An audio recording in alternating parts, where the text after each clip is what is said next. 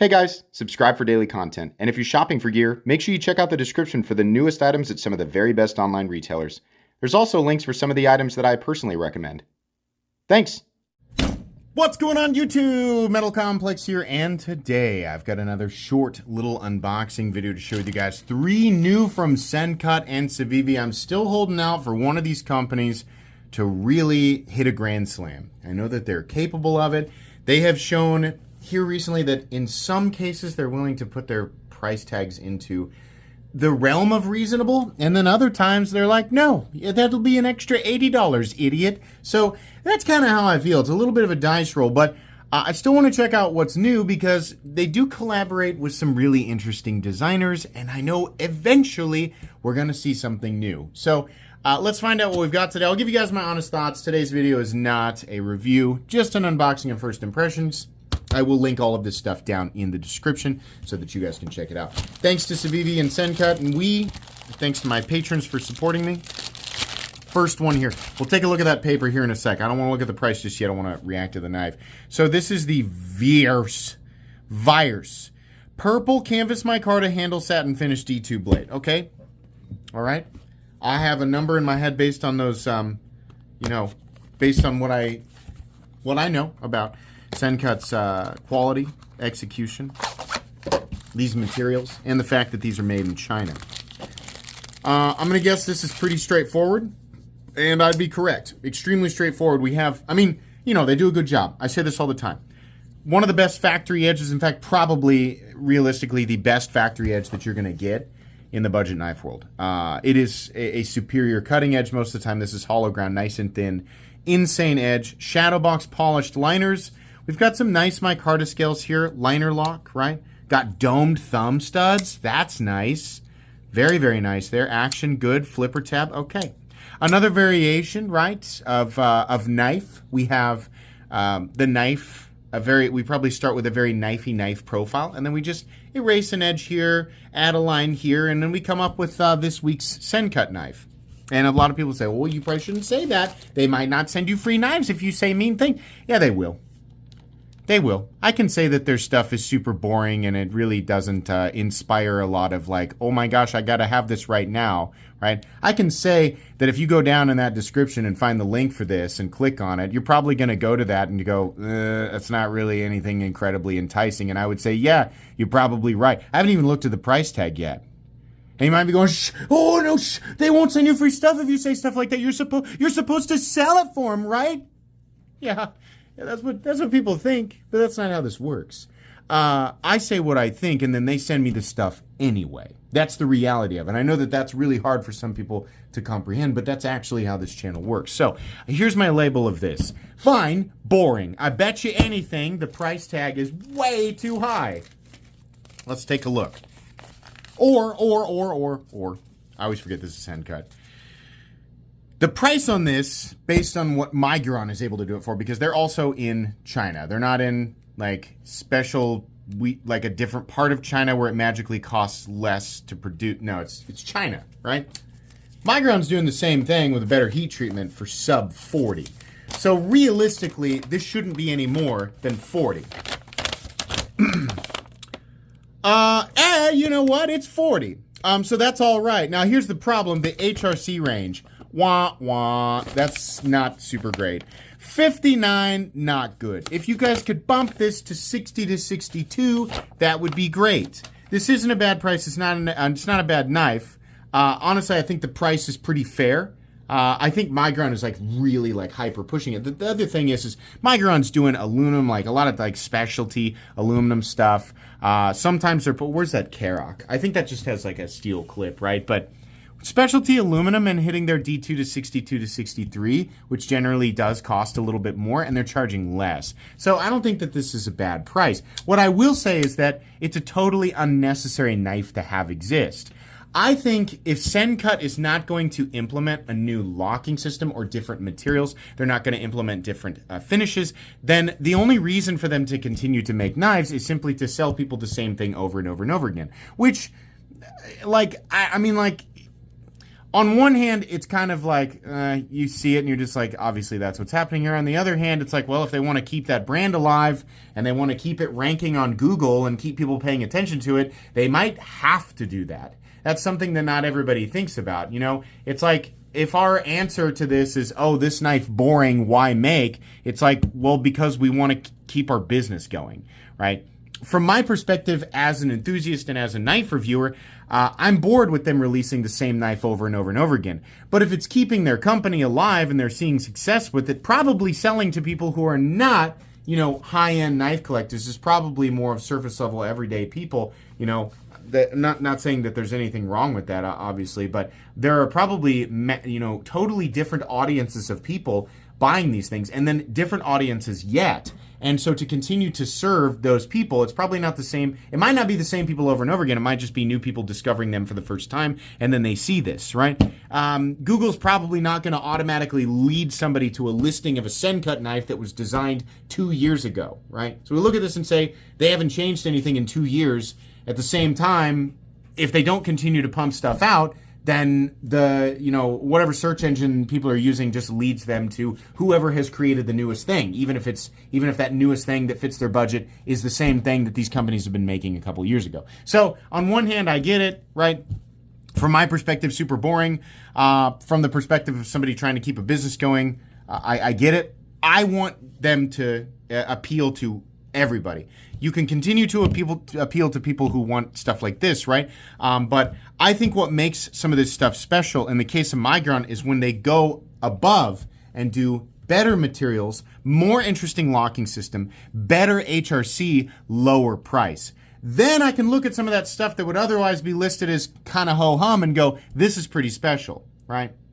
So there's nothing wrong with the price tag here. There's obviously nothing wrong with the design or anything like that. The only thing that I really want to complain about here is that it's the same thing again, over and over again. Implement a top liner lock. Just do everything that you're doing. Implement a top liner lock. It would be infinitely more interesting to see some of these, because again, the strength here with Sencut is the factory edge and the cutting geometry. That's going to keep this thing performing really, really well, despite having a suboptimal HRC range. So anyways, not bad. Not mind-blowing, but not bad. So this is set to release, I guess this is already released. This next one here, these all say they're set to release June 24th, which by the time you guys are watching this video, that day is come and gone. And if you want to know, why don't you release these videos on the exact release day? Because I've got about 40 different companies wanting me to release anything on any particular day, and there's just not enough room to do everybody. So we do 2 a day, and we get them as close as we can. Let's see here. This is, okay, we're going to do this one first. Because there's nothing wrong with this style of knife, but it's not particularly my cup of tea. So this is wrap all of these. Have they always wrapped these? This is the Baby Banter slip joint, which is great for people who are traveling. Actually, this is particularly excellent if you are traveling in like Europe, I would guess. This is a non-locking knife. Now, the only problem with this is that there's thumb studs on it, right? So like in Germany, I think you can't, which country, if you're watching from one of those countries, which one of you is like, oh, you're not allowed to be able to open the knife with one hand? That's interesting. But this is a non-locking knife, and it's also a really short blade. The Baby Banter was my dedicated travel knife for a long time because I just knew here in the United States, the way that the Baby Banter was set up, just being such a tiny knife, it was very unlikely that it was going to be considered illegal wherever I was going. So this is cool. The only problem with this one is because this is a Ben Peterson design, it's probably going to have a little bit more of a, a little bit higher of a price tag on it. So what's the blade steel? The blade steel is Nitro V, and yeah, it's $63. Nitro V, and it's a Civivi, but the Civivi, I mean, you could put Sencut on here and it would feel like the same thing, So I don't know that people are going to be incredibly excited about that price tag, but with it being Nitro V, it's kind of hard to make it, less than that. So I'm kind of, that one, I would not be motivated to buy this. I would not really be hyper motivated to buy either of these personally, but you might. Next one here, what do we have? So this is called the Iron Tide. That's kind of a cool name. Forest green aluminum, and 14C28N. I like the sound of all this. It sounds really good. Okay. So this one here, and textured too. Oh, we got a Malibu. We have another Malibu is what's going on. We have a milled pocket clip on this one too. Only for one side though. Button lock, clip point. Yeah, this is basically like Malibu bug out with some extra heft, but really nice though. Really nice. If this came in at, $55 or less, I would be super excited. I very much doubt it. I am almost certain that the price tag on this is going to be $65 to $70, but this is a very, very nice knife. It's a knife that we've seen many times, it's a profile we've seen many times, the handle profile, the blade profile, and it's a plunge lock, right? Now, as far as plunge locks go, as much as people complain about them, and they're complaining because we have too many of them, and because out of all of the modern locking systems, plunge locks, not locks that operate with a button, but very specifically a plunge lock, which is what this is, that's what's locking the blade, tend to be the least reliable. Of all the plunge locks, Civivi's is the most reliable, and I can do this without gloves because I know that it's not going to disengage. Because it's a Civivi and because they do that correctly. And that's something that I like about Civivi. They take their quality control very, very, seriously. I've handled $300 Kaiser Mithrils that have busted on the very first tap, and not just one, but two in a row, right? Now, I think they fixed that problem, hopefully, but I do trust Civivi's plunge lock, so I think they're good. Let's take a look at this price tag. Fortunately, Civivi's optimal HRC range for 14C28N, I think is pretty good.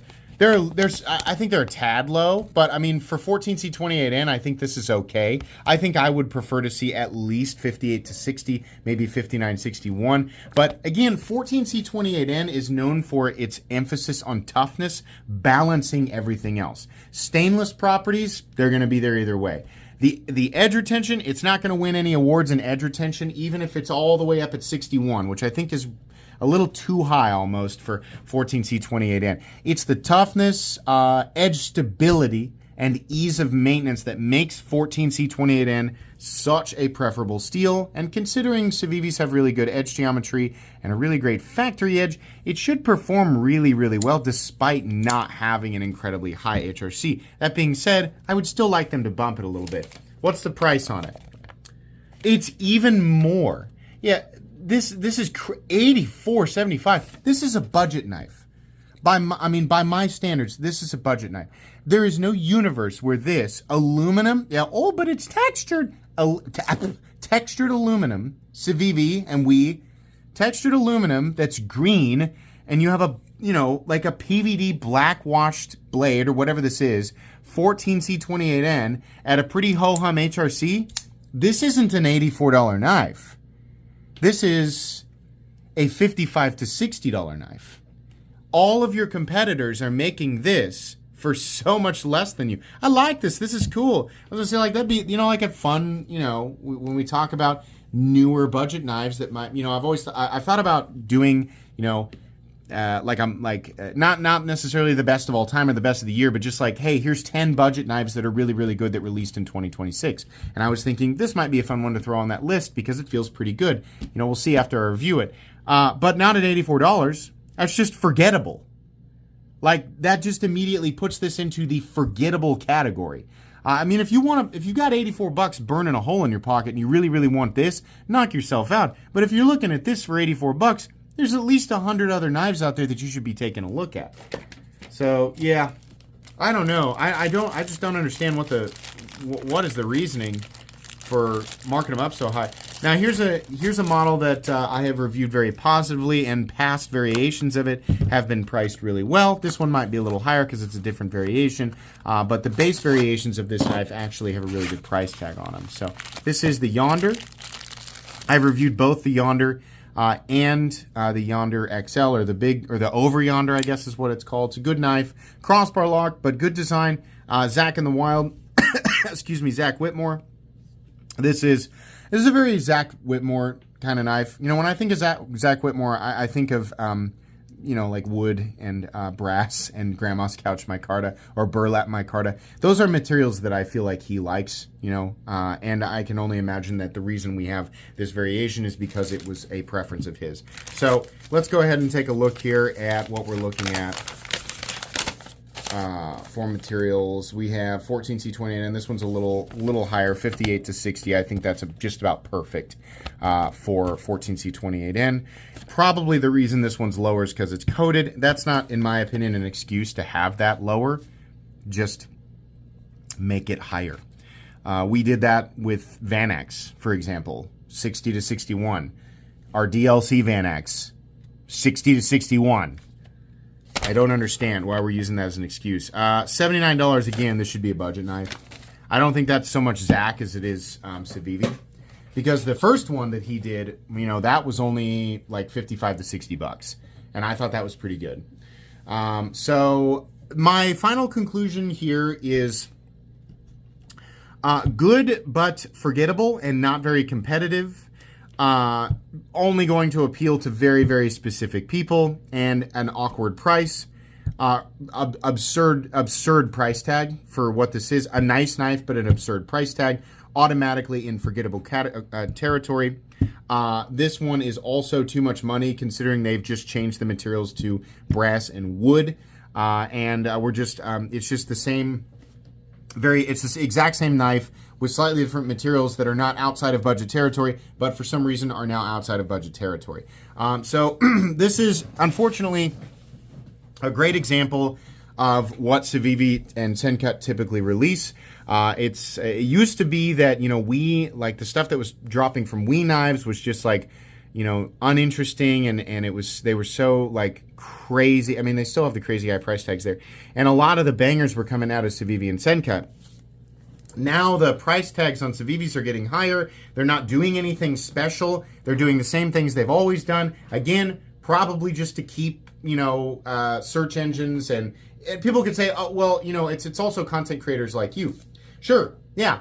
But I do want to cover this stuff. It's important to cover this stuff because eventually, at some point, they might release something that is really, really interesting and worth discussing.